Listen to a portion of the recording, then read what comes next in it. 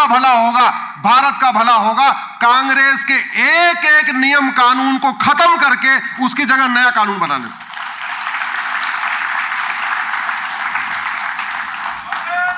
हम कर क्या रहे? हम सुबह से लेके तू मैं आरोप प्रत्यारोप नूरा कुश्ती बतौलेबाजी कर रहे हैं। हम सुबह से लेके शाम तक तू चोर मैं सिपाही वाला खेल खेल रहे हैं। थोड़ा कड़वा लग रहा होगा आपको, कड़वी सच्चाई यही है। अंग्रेजों का एक भी कानून बचा तो भारत नहीं बचेगा। ऐसे कांग्रेस का एक भी कानून बचा तो भारत नहीं बचेगा। कांग्रेस ने मैं इसके लिए खुली चुनौती देता हूं और किसी भी फोरम पे मैं पब्लिक बहस करने के लिए तैयार हूं। मुझे कोई एक कांग्रेसी आके बता दे कि यह कानून हमने बनाया था भारत को मजबूत करने के लिए, भारत की संस्कृति को मजबूत करने के लिए, भारत की परंपराओं को मजबूत करने के लिए, घुसपैठ को रोकने के लिए, धर्मांतरण को रोकने के लिए, नक्सलवाद को खत्म करने के लिए या माओवाद, एक कोई कांग्रेस कानून बता दे कानून बनाया हो तो। 2010 में एफसीआरए जो कानून बनाया था वो बनाया गया था माओवादियों को फंडिंग कराने के लिए, जिहादियों को फंडिंग कराने के लिए, मिशनरियों को फंडिंग कराने के लिए, घुसपैठियों को फंडिंग कराने के लिए, देश विरोधी पत्रकारों को फंडिंग कराने के लिए, देश विरोधी लेखकों को फंडिंग कराने के लिए, देश विरोधी यूट्यूबरों को फंडिंग कराने के लिए वो एफसीआरए बनाया गया था। इसीलिए तो जब तक फंडिंग आएगी तब तक देश विरोधी कानून नहीं बंद होंगे। अगर आपको मोटापा ठीक करना है तो डाइट कंट्रोल करना पड़ेगा। मोटापा कम करना है तो क्या करना पड़ेगा? डाइट कंट्रोल करना पड़ेगा। देश विरोधी काम रोकना है तो उनकी जो डाइट आ रही उस डाइट को कंट्रोल करना पड़ेगा। इसलिए तो अगर धर्मांतरण रोकना, अच्छा एक चीज बताइए, मुगल क्या करने आए थे? राज करने आए थे, धर्मांतरण कराने आए थे? मुगल राज करने आए थे। अरे राज करने आए थे तो राज मिल गया तो राज करते रहते, धर्मांतरण करने की क्या जरूरत थी? अगर मुगल केवल लूटने आए थे तो लूट लिया था, फिर मठ मंदिर को तोड़ दिया। न मुगल यहां सत्ता के लिए आए थे न अंग्रेज सत्ता के लिए आए थे। मुगल इस्लाम को फैलाने आए थे, अंग्रेज क्रिश्चियनिटी को फैलाने आए थे। यह कड़वी सच्चाई है। सत्ता इसलिए उनको चाहिए थी क्योंकि सत्ता से कन्वर्ट करना आसान होता है। और जितने काम मुगलों ने तलवार के दम पे किया वो सारे काम अंग्रेजों ने कानून बना बना के किया। और जो उन दोनों ने छोड़ दिया था उसको आगे बढ़ाने के लिए कांग्रेस ने कानून बना दिया।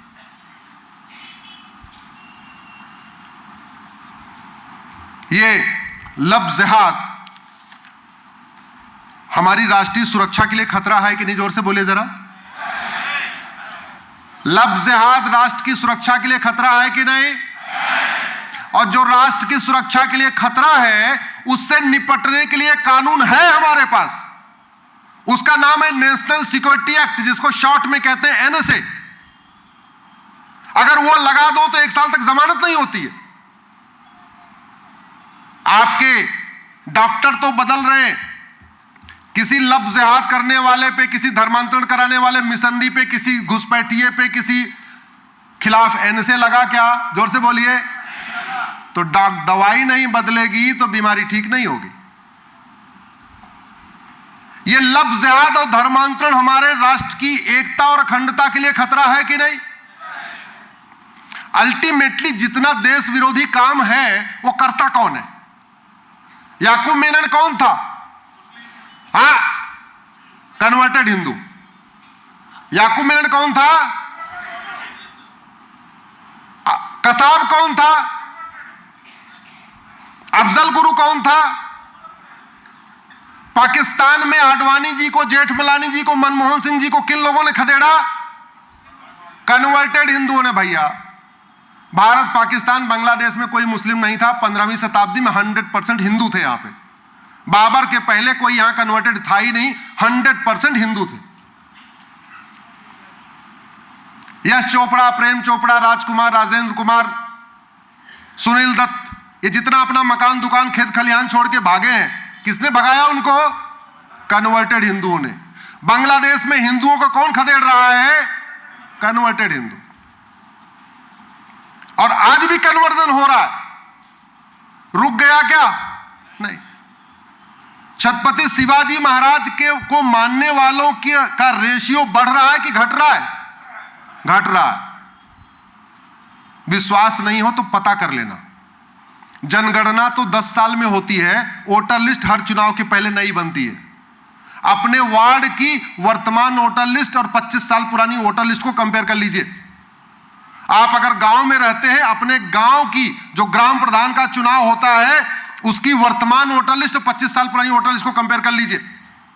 अपने विधानसभा की वर्तमान वोटर लिस्ट और 25 साल पुरानी वोटर लिस्ट कंपेयर कर लीजिए। अपने लोकसभा की वर्तमान वोटर लिस्ट और 25 साल पुरानी वोटर लिस्ट कंपेयर कर लीजिए। फिर पता चल जाएगा कि आप घट रहे हैं कि बढ़ रहे हैं। और एक बात याद रखिएगा, घटेंगे तो, जोर से बोलिए, घटेंगे तो, जब जब घटे तब तब, जहां जहां घटे तहां तहां कटे। दुर्योधन के ननिहाल गंधार में घटे तो कटे, राजा भरत के ननिहाल कैकेयी में घटे तो कटे, फिर पाकिस्तान बन गया। दुर्योधन का ननिहाल गंधार, वहां घटे तो कटे तो अफगानिस्तान बन गया।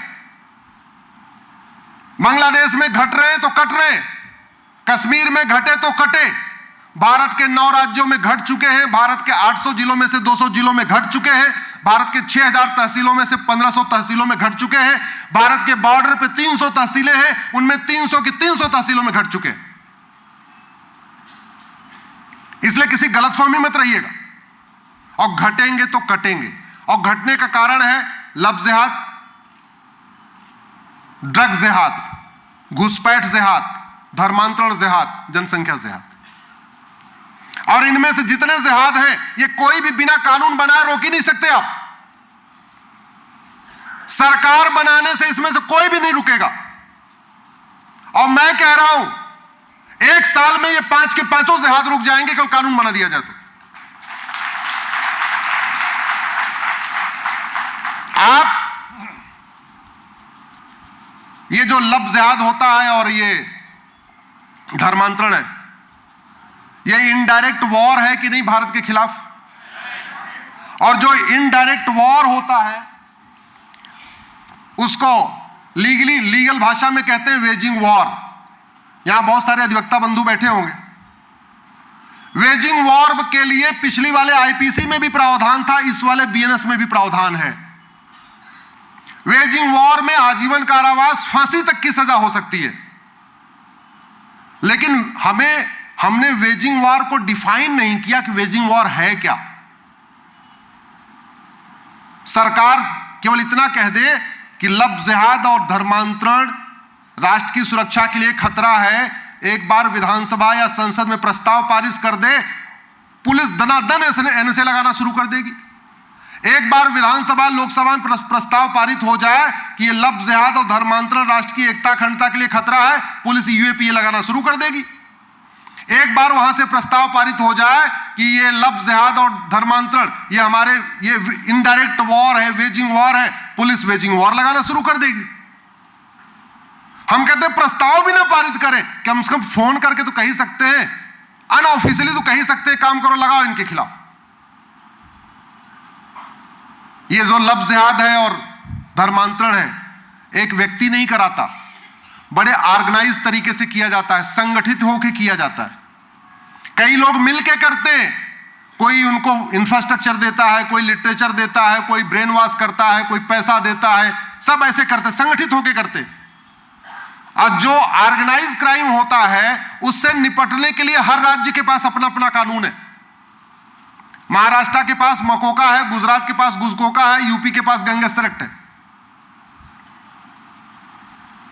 और लब जिहाद और धर्मांतरण से बड़ा देशद्रोह क्या हो सकता है कि आप भारत के लोगों को, जो भारत की संस्कृति को मानते हैं, भारत की परंपरा को मानते हैं, भारत के संविधान को मानते हैं, वसुधैव कुटुंबकम को मानते हैं, नारी तू नारायणी को मानते हैं, यत्र नारत्यु पूज्यते रमन्ते तत्र देवता को मानते हैं, सर्वमंगल मांगल्ये शिवे सर्वार्थ साधिकों को मानते हैं, equality, justice, liberty, fraternity, unity, national integration को मानते हैं, उनको आप विदेशी पंथ में कन्वर्ट कर रहे हैं। इससे बड़ा कोई देशद्रोह हो सकता है क्या? और देशद्रोह का भी प्रावधान है, पहले भी था, नए वाले बीएनएस में भी है। मैं पूरी जिम्मेदारी के साथ कह रहा हूं, ये वीडियो हाई कोर्ट और सुप्रीम कोर्ट के जजेस तक पहुंचेगा, मैं जानता हूं इसको। सरकार लव जिहाद और धर्मांतरण कराने वालों के खिलाफ 5 धारा लगाना शुरू कर दे, एनएसए, यूएपीए, वेजिंग वॉर, देशद्रोह और मकोका। लव जिहाद और धर्मांतरण और उनके मददगारों जो पूरे उनके सिस्टम में है, उनकी 100% प्रॉपर्टी जब्त करके, उनकी नागरिकता खत्म करके उनको आजीवन कारावास देना शुरू कर दे। मैं कह रहा हूं ज्यादा नहीं, 100-200 को दे दे, पूरे देश में शांति आ जाएगी। लव